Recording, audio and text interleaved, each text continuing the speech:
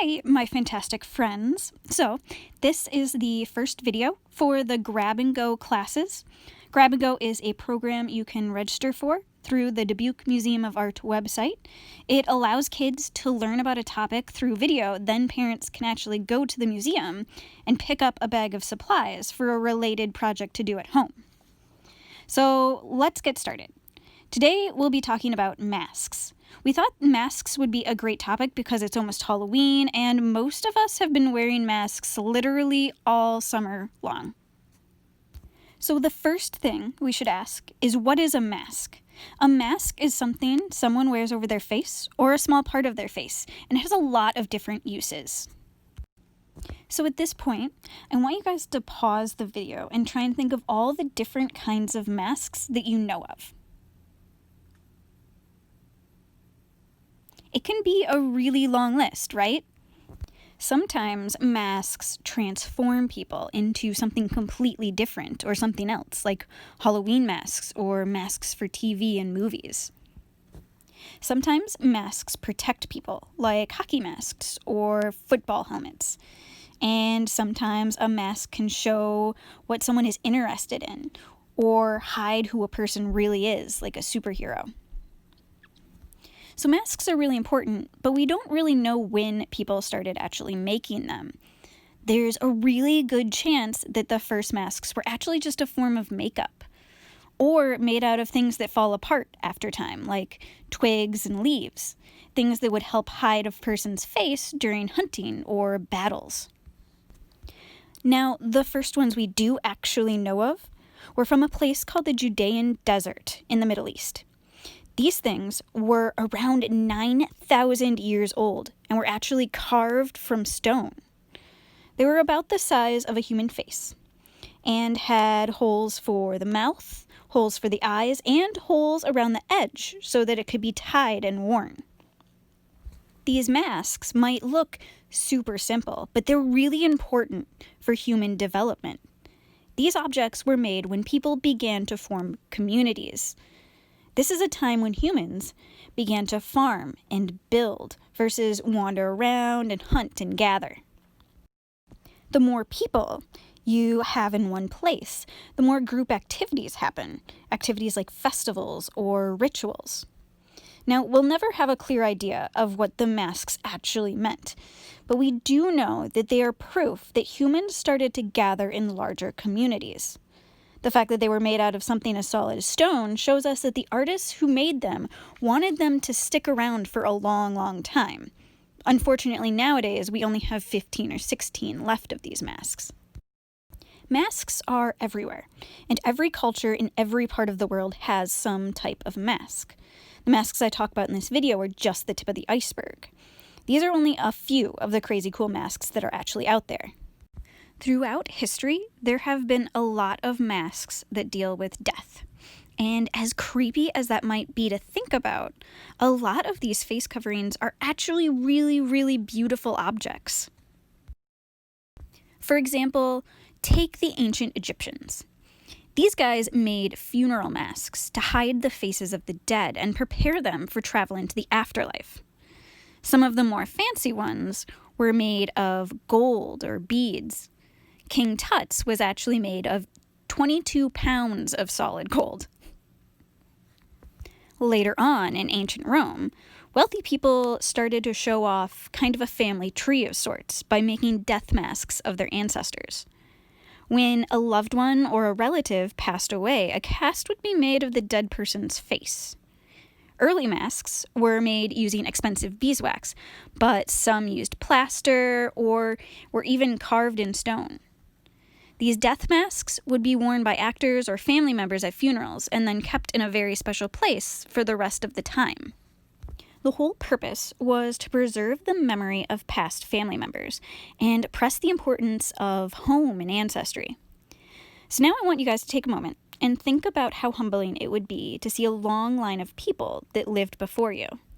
What would you guys make to show the importance of family? Probably the most famous mask inspired by death was the mask of the plague doctor. Now, this was an early gas mask, and people had been using kind of gas masks up until that point, but a lot of that was just a common sponge tied to someone's face. The plague doctor mask was a whole new thing entirely. Now, during the Middle Ages, a disease called the Black Death bulldozed its way through Europe. In response, doctors not only took care of the sick, but also were in charge of writing down their last wishes, burying the dead, and updating public records. Basically, it meant they spent a lot of up-close and personal time with sick people. To help make sure the doctors didn't get sick, they came up with probably the creepiest outfit in history. The outfit included a leather flat-topped hat, a long leather robe, a good old poking stick, and the mask is what made the whole thing fuel for nightmares. The plague doctor mask had a pair of protective goggles, along with a leather mask that looked like a large bird beak. Now, inside this mask were over 60 ingredients that mostly contained flowers and herbs and oils. The plants would help filter the air, but the large bird beak helped keep distance between the doctor and the sick person. Now, social distancing wasn't a trendy thing to say back then, but it did help a little bit. We didn't actually get the modern gas mask until World War I, called the GM-15 from Germany. I wanted to talk about gas masks because they're used in a lot of artwork. They create a very uneasy feeling. How many video games or comic books or even movies have you seen them in? They tell us something we can't see is in the air and might be dangerous.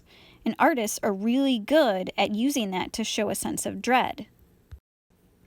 Another cool mask made for protection were the Inuit Sunglasses or snow goggles. These were a lot less creepy. These were made to reduce the amount of sunlight reflecting off the snow. Have you ever looked at the snow too long and gotten snow blindness? It's kind of like getting a sunburn on your eyes. The Inuit lived up north in cold winter weather and needed a way to protect their eyes when they were outside. The glasses were usually made of bone or wood and sometimes ivory, all materials that could be found in the environment or while hunting. In some cultures, masks were meant to help heal rather than just protect. This is the case in the False Face Society. This group was part of the Native American Iroquois tribe, and the masks were representations of spiritual beings whose help was being requested. They could cure small things like nosebleeds and toothaches. They also had the power over wind and luck. The masks were made of wood from very special trees and then were painted and decorated. There are a bunch of masks around the world that are believed to have power. The Yupik people in Alaska made masks to make sure there were enough animals to hunt. During the dead of winter, different villages would gather to perform a dance ceremony and to honor the spirits and ask for successful hunting. The mask would actually turn the person wearing it into the spirit they were trying to contact, and because of this, a lot of the masks had both animal themes and human ones. Some of the masks were massive, huge objects that had to be carried by multiple people, while some of the other masks were tiny, only about 3 inches, and were actually worn on the fingers. Almost all the masks were made of painted wood and decorated, and normally after certain ceremonies, masks would be destroyed.